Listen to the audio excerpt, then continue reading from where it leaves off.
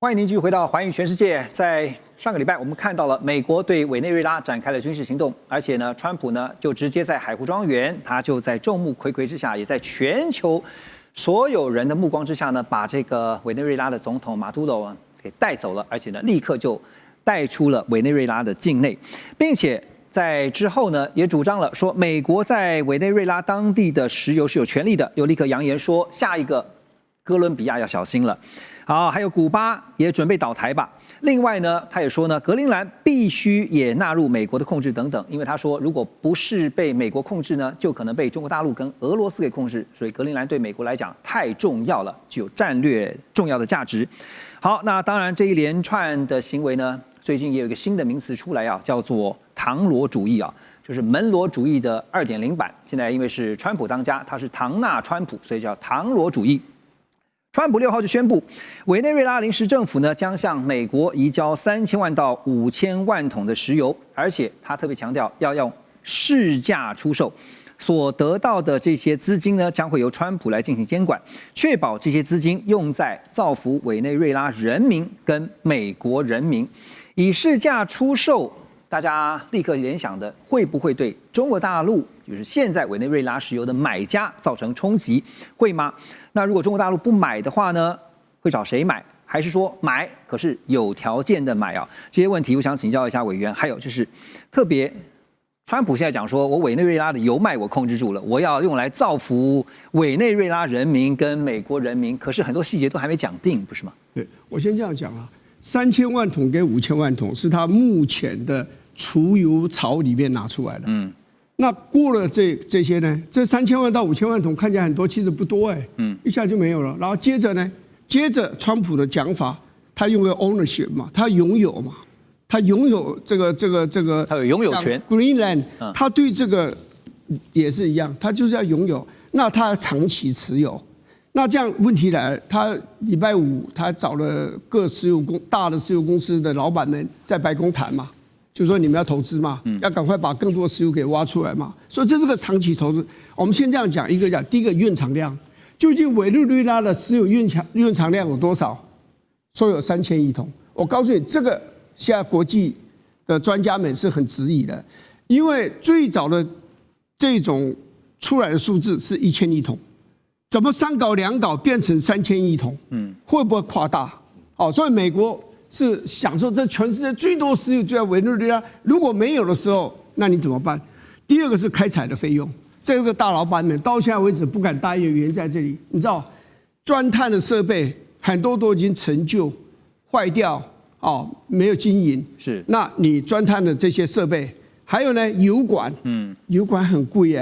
然后接着道路，你要有道路才能够去进行这些搬运这些设备嘛。还有就是这个所谓的港口，你的港口呢？另外，你的那个港口的设备呢，不是只有港口，港口要有特别的能够把油给运上船的这样的一个设备，还有一个电力，更重要一件事，治安的问题。你这个国家是很乱的国家，你的这个因为怎么讲啊？公权力是有问题的。治安那些怎么办？采油、探油的地方是在很遥远的地方，那个地方的治安情形怎么样？根据估计，美国的这些大石油公司如果要让这些石油大量能够生产，每年要投100亿美金，要连续投10年，就是1000亿美金投完以后才开始有回收。那现在就开始讲了，好了，你把这个石油生产出来了以后，按照克鲁曼这诺贝尔奖的得主这2天讲的话。你因为你的发挥这么大，你一桶要卖80块美元，他说用市价来卖，那谁要买？你的对啊，那你如果80块美元的话，我请问你有竞争力吗？他讲了一件事，西德州的石油，期货56块美金，然后56.29美元，美国的页岩油62块美元，还有这个他那边的开采叫 Orinoco 那个 Bell 那一带。那开采的费用会非常的巨大。我刚还特别查了一下，西德州的原油最新的价钱是59.12，那你现在卖80块美金，到国际市场谁给你买？布兰特的原油也只有63块美金，还有这个杜拜的原油61块7毛9，你卖80块钱，谁给你买？还有你刚刚讲到中国大陆跟俄国的问题在这里。你知道他们都委内瑞拉跟这两个国家都借了很多的钱，所以他用石油来偿还。所以中国大陆2家公司可以取得44亿桶的石油，然后俄国可以取得23亿桶，这个是协约大家签下来的。你美国敢讲说，那你俄国跟中国大陆你量到一边，你们自己投资失败了，这个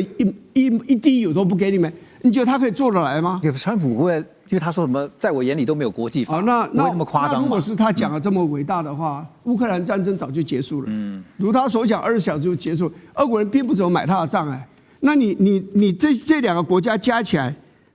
一共有67亿桶的石油，就不要了。就让你美国挖出来，然后把它卖掉，卖不掉不知道，就让你在那边全处置，我觉得没有那么容易的事情。那简单请教您因为中国大陆在南美、中南美其实投资行之有年，“一带一路”这个部分这个影响会是怎么样？其实到目前为止，在中南美洲投资最大的是中国大陆，不是美国。你看像秘鲁啊，到处像港口什么，它都投资，跟巴西买这个大豆啊。跟阿根廷也买大，而且已经布局很久了。对，还甚至有卫星的这个接收站的，所以他花了很多的时间经营了非常久。你美国现在美国现在当然开始介入，只是他介入的手段，拉丁美洲人要不要买？譬如说，你说你进攻委内瑞拉，因为委内瑞拉这个总统包庇这个贩毒，是，那你为什么把洪都拉斯的前任的总统在美国法院判45年开始坐牢了？你就一口气赦免他，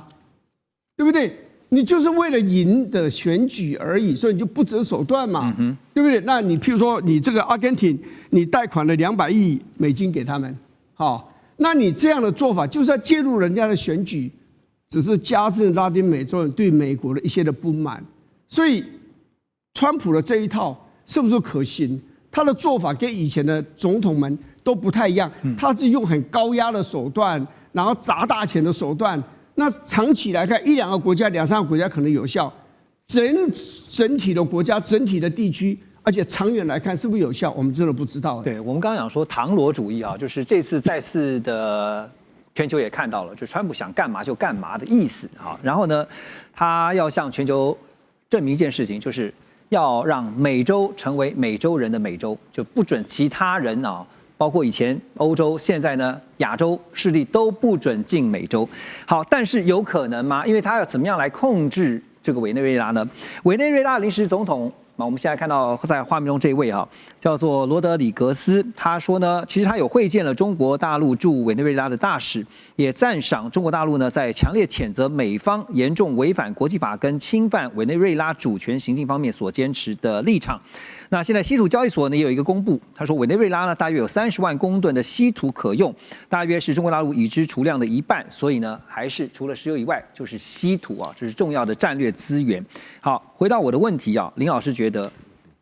川普已经说了，这个他也警告了接任者，如果你这个不听美国的话，你也要付出可能更高的代价。但重点是他要怎么实质控制委内瑞拉。这一边的话，可是在这个资源上面，我们可能就要先有点区分，就是石油跟这稀土是有点不太一样的。因为石油基本上它是一个，我不能说公共财，但是它的市场的流通性是很大的。讲的实在一点，各国都会需要石油嘛，是，不管是这个你是开发中还是什么的，还是你已经是已开发国家，石油对于各个国家来说是很重要的能源，或者是什么船舰等等，这些都是有它的一个流通性。但是稀土不太一样，稀土的话，它会需要很高的一个精炼技术。那这里的话，其他国家讲的直接或难听一点，委内瑞拉的一个稀土是不是有其他国家愿意买？其实基本上这是一个问号，因为对中国来说，稀土它最多啊，它就是甚至要把稀土当成武器来去对付像日本或者是其他国家嘛，这就是现在中国的政策。所以其实委内瑞拉的话，如果美国，我个人会认为美国对委内瑞拉的话，石油或许会是一个军事上面的一个借口，或者是行动上面的借口，但是在这个稀土上面的话，应该是不会还有更下一步的军事行动，因为对于这一个不管是唐罗主义还是川普他的大战略来讲的话，他会觉得说我已经有一个军事行动了，对付你这一个委内瑞拉过了，那我下一步还要再如法炮制吗？还是说我要全面进攻？我觉得这个真的应该机会是不大。虽然川普是说他国际法他把它丢一边，可是实际上他在一些运作上面，接下来对稀土的话，反而是可以跟委内瑞拉去建立一个经贸上面的一个互动关系。我觉得这一点是比较有机会的。OK。在这个时候呢，其实也看到各国的反应啊。当然，这个相对来说，你可以看到普遍的国家对于美国这样的行径是比较低调的。其中呢，日本，我们就来观察日本首相高市早苗在美国对委内瑞拉采取行动的前一天，也就是1月2号，其实他才透过20分钟的电话跟川普会谈，而且呢，他是祝贺川普也祝贺美国迎来2026，就是美国的250周年的建国。所以呢，对美国来讲，今年是很重要的一年啊。那也承诺呢，美日两国的关系将会持续的紧密联系。没想到在通话隔天，川普就对委内瑞拉动手哈。所以到了4号下午快4点，高市早苗的内阁发表了推文，表示日本会优先保护委内瑞拉当地的侨民。在新年开工记者会上也表示说，日本向来尊重民主、自由、法治等基本价值和原则。将来会持续跟 G7 还有相关国家保持紧密的联系。蔡老师，你觉得日本事先知情吗？应该不知道吧？他们确实有通过电话，但是高市早苗是说，通过电话之后的话，他将来会去拜访美国，大概是就是春天的一个情况啊。但是对日方而言的话，他们会强调一个概念：日美同盟是日本外交与安全保障的基种，而且在10月28日左右的时候，在东京。我们所说的迎宾馆，他也讲过，日美同盟是世界上最伟大的一个同盟，这个是他们不变的一种立场。那对于委内瑞拉这件事情的话，日本政府的一个态度就是用一种我们比较白话，就是比较回避，不直接去评论，怕得罪美国吧？不评论是对是错，他们会评论是说，委内瑞拉必须要回到我们讲的一个民主主义什么法治的一个国家里面，这是那一种讲法。但是日方会关心一个点。将来会不会美国把它切成所谓的西半球跟东半球的一个概念？会不会美国它就只重视了一个西半球，东半球它可能就比较不重视？这个是日方他们会去担心的，也就是希望把美国一定要留在我们的一个东半球，不希望说他们又讲到另外一个字眼，所谓的川普曾经讲过一个字叫做 G2。这个 G2 的话，一般是不容易讲出口的，可是他曾经讲过，所以日本他会担心这个 G2 这个概念，还有东半球、西半球，把它留在我们所说的东半球，就让日本一个人去面对，是日本最担心的。当然日本也会担心这个事情，因为日本他们必须要面临有3个国家，一个是中国大陆，第2个是北韩，第3个是俄罗斯，这是他必须要去面临的。包括他们现在毕竟还没有核武如果没有核武的话，这3个国家都有核武，所以他们是担心这一个事情。然后日方的话，他们如果说把美国留下来，而且我们看到美国的话，给日方的一个态度是，他还是会留下来，因为我们看到小泉防卫大臣嘛，这2天又去见美国的战争部长2个的感情还是不错的。虽然说没有正面的回应记者的一种答问那记者也不是说很开心的，但是美国他一个态度。还是跟日本站在一起，这个倒是没有变的，因为日方很清楚，如果说美国离开日本之后的话，它可能在我们所说的东半球这个势力势必会下滑。它除了日本以外，它找不到一个更好的。当然有韩国有菲律宾，可是不是像日本一样这么大的，所以把它留在东半球。对，可以看得出来，这次高市早苗的内阁在发言上比起之前是格外的谨慎跟小心因为呢，先前所发表的这个台湾有事、日本有事这样的一个言论风波，到现在为止还没有停歇。等一下回来，我们就要告诉大家，是中日关系现在又进到了一个更紧张的高点。马上回来。